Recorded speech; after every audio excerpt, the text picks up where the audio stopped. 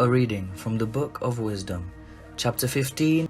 But you, our God, are kind and true, patient and ruling all things, in mercy.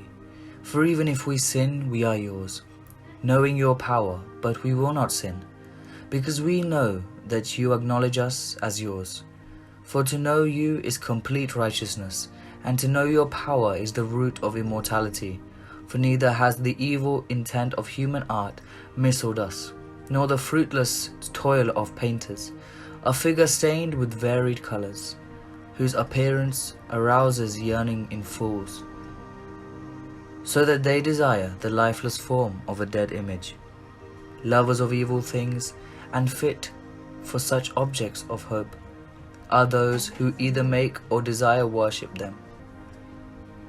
A potter kneads the soft earth, and laboriously molds each vessel for our service, fashioning out of the same clay both the vessels that serve clean uses and those for contrary uses, making all alike.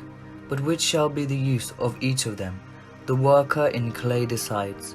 With mispent toil, these workers form a futile god from the same clay. These mortals who were made of earth a short time before, and after a little while go to the earth from which all mortals are taken. When the time comes to return the souls that were borrowed, but the workers are not concerned that mortals are destined to die, or that their life is brief, but they compete with workers in gold and silver, and imitate workers in copper, and they count it a glorious thing to mold counterfeit gods. Their heart is ashes, their hope is cheaper than dirt, and their lives are of less worth than clay, because they fail to know the one who formed them, and inspired them with active souls, and breathed a life spirit to them. But they considered our existence an idle game, and life a festival held for profit. For they say one must get money, however one can, even by base means. For these persons, more than all others, know that they sin when they make from earthy matter fragile vessels and carved images.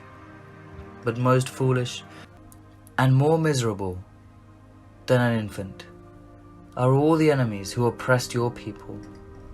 For they thought that all their heathen idols were gods, though these have neither the use of their eyes to see with, nor nostrils with which to draw breath, nor ears with which to hear, nor fingers to feel with.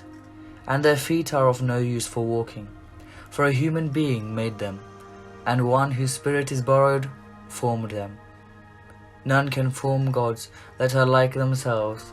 People are mortal, and what they make with lawless hands is dead. For they are better than the objects they worship, since they have life, but the idols never had. Moreover, they worship even the most hateful animals, which are worse than all others, when judged by their lack of intelligence. Moreover, they worship even the most hateful animals, which are worse than all others when judged by their lack of intelligence. And even as animals, they are not so beautiful in appearance that one would desire them. But they have escaped both the praise of God and his blessing,